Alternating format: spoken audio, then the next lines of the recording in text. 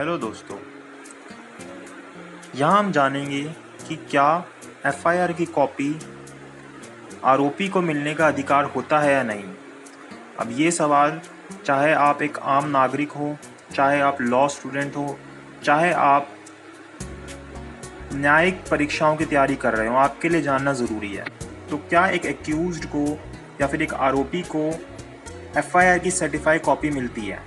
हमें यह तो पता है कि जो इन्फॉर्मेंट होता है, जो एफआईआर करता है, उसको सेक्शन 154 के सब सेक्शन 2 ऑफ सीआरपीसी के हिसाब से एफआईआर की कॉपी मिल जाती है। परंतु क्या यह कॉपी एक्यूज्ड को मिलती है?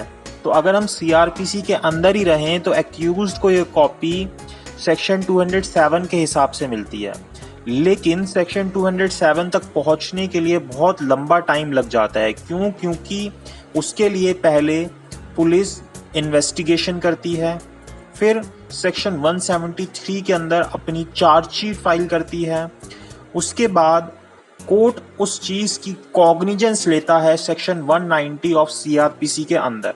उसके बाद फिर कोर्ट ये देखता है कि ये केस किसके द्वारा ट्रायबल है, फिर सेक्शन 209 के हिसाब से वो उस कोर्ट को वो केस कमिट कर दिया जाता है। ये सब होने के बाद आरोपी का अधिकार बनता है कि उसको एफआईआर की कॉपी मिले सेक्शन 207 ऑफ सीआरपीसी के अंडर, और वो भी मजिस्ट्रेट या फिर जज के द्वारा उसको सप्लाई की जाती है। परंतु ये सब होने में इतना लंबा टाइम लग जाता है, तो इस दौरान जो एक्यूज होता है या जो आरोपी होता है उसको एफआईआर की कॉपी किस हिसाब से मिले, तो वो हमें सीआरपीसी के अंदर नहीं, उसके लिए हमें इंडियन एविडेंस एक्ट 1872 के अंदर आना पड़ेगा, भारतीय साक्ष्य अधिनियम 1872।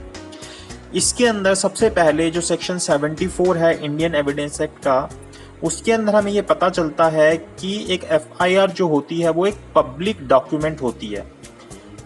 यह एक पब्लिक डॉक्यूमेंट होता है सेक्शन 74 के हिसाब से।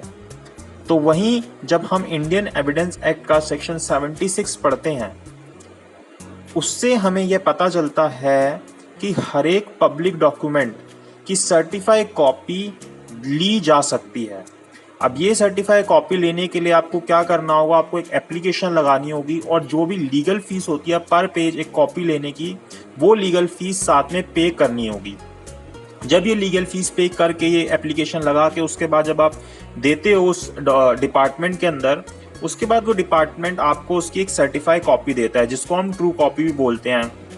अब ये जो ट्रू कॉपी मिलती है, इसके अंदर वो जो डिपार्टमेंट होता है, जो भी अधिकारी आपको वो डॉक्यूमेंट देता है, उसके नीचे वो अपना नाम लिखता है, डेट लिखता है, और जो डिपार्टमेंट होती है उसकी सील लगाता है, जिससे हमें ये पता चल जाता है कि ये कॉपी उसकी ट्रू कॉपी है।